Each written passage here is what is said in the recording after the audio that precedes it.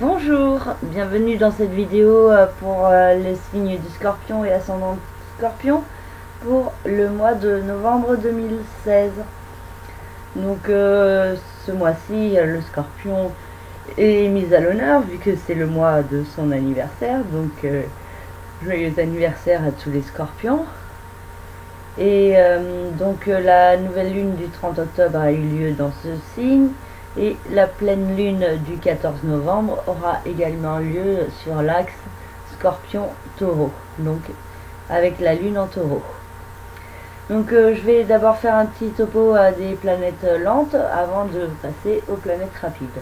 Donc la planète la plus lente, c'est Pluton, qui est la planète maîtresse du signe du Scorpion et qui représente une certaine régénération, donc la fin, la destruction, en vue d'une reconstruction sur de nouvelles bases, plus saines, plus authentiques et plus conformes aux besoins profonds.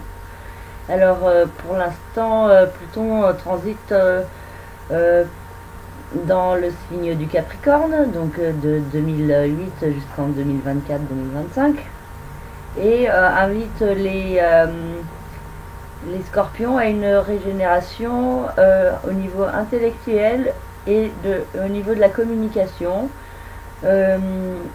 Des changements de situation sont également possibles avec les frères et sœurs, et donc cette nouvelle perception intellectuelle qui peut se faire ressentir plus fortement chez les Scorpions peut toucher actuellement plus le deuxième décan du signe. Et car Pluton est au transit car Pluton transite au sextile du Soleil ou de l'ascendant qui se trouve dans le deuxième décan si vous êtes bien sûr concerné. Donc dans ce cas-là, ça peut être propice à une régénération en profondeur par l'intellect et la communication. Vous pourriez mieux comprendre ce que vous voulez, mieux comprendre ce qui vous apporte du bien-être et mieux vous diriger pas à pas vers cela. Des petits déplacements sont également possibles et peuvent vous permettre d'évaluer les choses différemment, de changer certaines perceptions de vous-même ou des autres. Et cela peut être bénéfique à une nouvelle façon de communiquer et de vous imposer dans votre vie.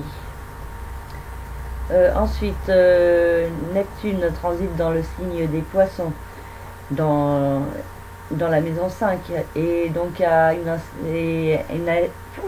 pardon, excusez-moi, décidément, je vais y arriver. Donc Neptune a une incidence sur la maison 5, donc sur la vie sentimentale, affective et créative, ainsi que procréative, et ainsi que les rapports avec les enfants.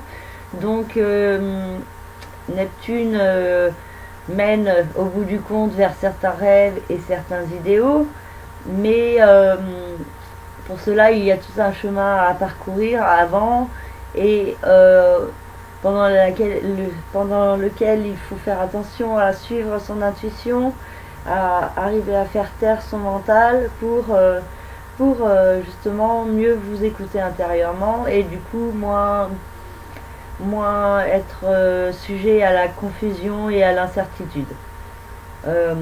Il est important quelque part de chasser l'incertitude et d'être confiant et de croire en vos rêves profonds.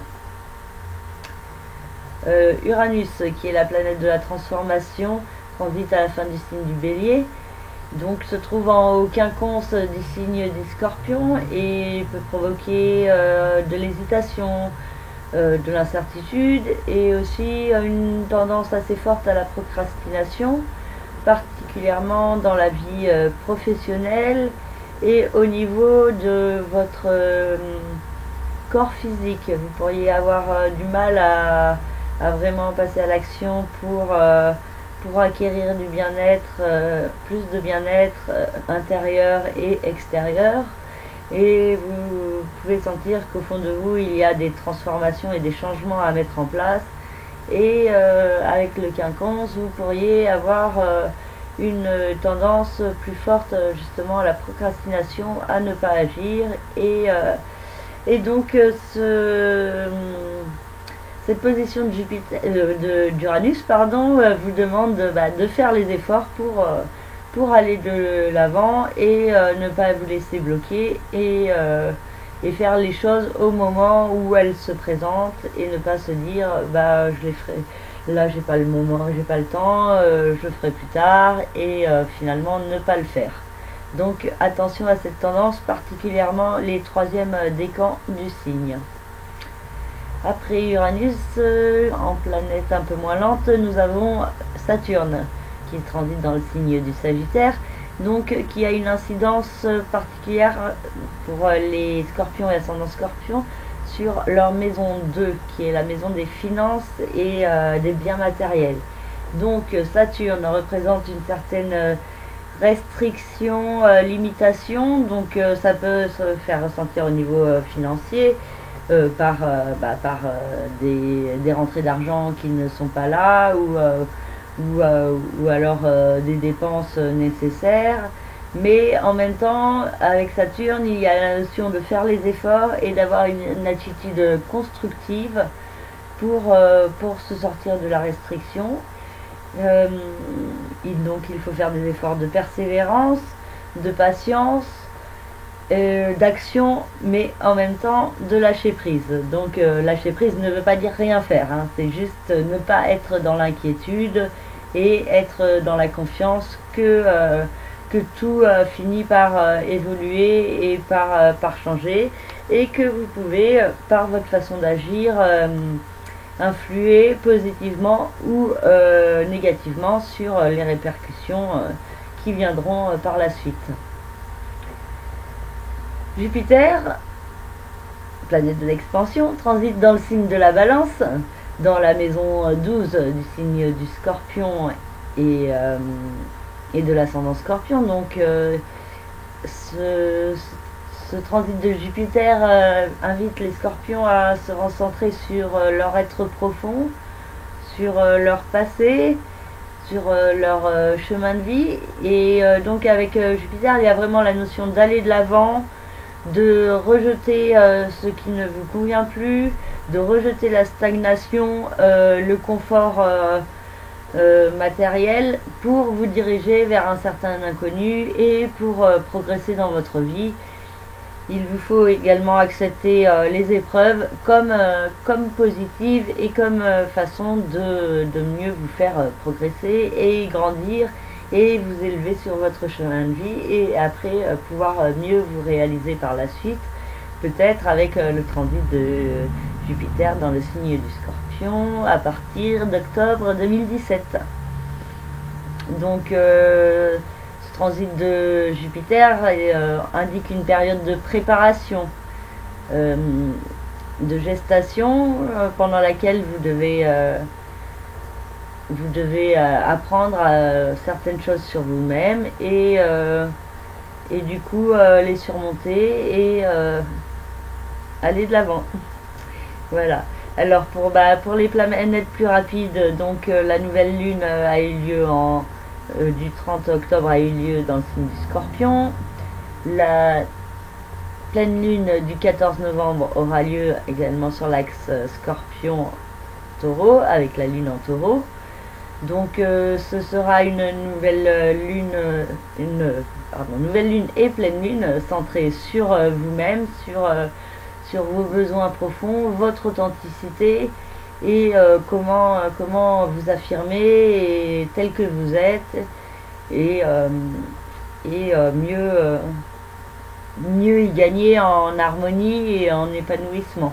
Donc certains points peuvent être mis en lumière plus fortement lors de ce mois de novembre, particulièrement jusqu'au 21 novembre. Ensuite le soleil entrera dans le signe du Sagittaire et aura une incidence plus sur le secteur des finances, et là ça devrait être une période plus dynamique où il faudra vraiment passer à l'action, et où vous aurez la possibilité de mieux briller, ou mieux vous affirmer, ou de gagner peut-être un peu plus au niveau financier, et cela pourrait vous aider à également être plus constructif et à accepter les restrictions comme nécessaire pour votre évolution. Mars entrera dans le signe du Verseau le 9 novembre. Donc se placera à partir de cette date au carré du signe du Scorpion. Donc ce pourrait être aussi une période assez tendue où il vous faudra faire attention à vos actions, à vos paroles et à vos actes, particulièrement au niveau familial, et parce qu'il se peut qu'il y ait certaines disputes ou conflits dans ce secteur de votre thème. Donc attention à faire preuve d'autocontrôle, de ne pas être trop impulsif, irritable ou autoritaire, et de maintenir une certaine harmonie intérieure pour que tout se passe bien avec tout le monde. Vénus, elle, quittera le signe du Sagittaire le 12 novembre pour entrer dans le signe du Capricorne, et cela pourrait aider les Scorpions à gagner en harmonie intérieure vis-à-vis de leur compréhension du monde et de leur communication. Donc il est possible qu'à partir du 12, certains influx de Vénus apportent plus d'harmonie, de chance, d'amour ou de bien-être à certains Scorpions lors de son transit pendant tout le reste du mois de novembre. Voilà, donc voilà à peu près pour ce mois-ci, pardon, excusez-moi. Et donc là, je finirai par la nouvelle lune du 29 novembre, j'en reparlerai certainement d'ici là. Mais celle-ci aura lieu sur l'axe Sagittaire Gémeaux. Non, pardon, excusez-moi, ça sera la pleine lune qui aura lieu à la mi-décembre. Donc au 29 novembre, la nouvelle lune, donc le soleil et la lune seront dans le même signe, dans le signe du Sagittaire.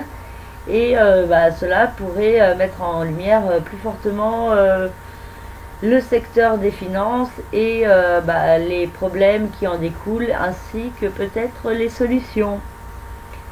Voilà, j'ai fini cette analyse, j'espère qu'elle vous convient. N'hésitez pas à me contacter par le biais de mon site internet si vous voulez des analyses plus personnalisées. Vous avez la rubrique service et toutes les analyses proposées dans cette rubrique. Et en attendant, je vous souhaite un très beau mois de novembre et portez-vous bien. À très bientôt. Au revoir.